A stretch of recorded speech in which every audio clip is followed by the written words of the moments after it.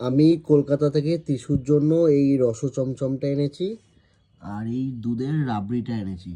এখন তিসু খেয়ে বলবে আমাকে কেমন খেতে।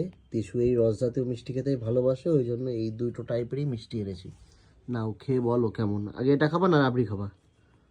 এটাই খাই আগে। ঠিক আছে, চামচ দিয়ে খাও। টেস্ট করে বলবা কেমন খেতে।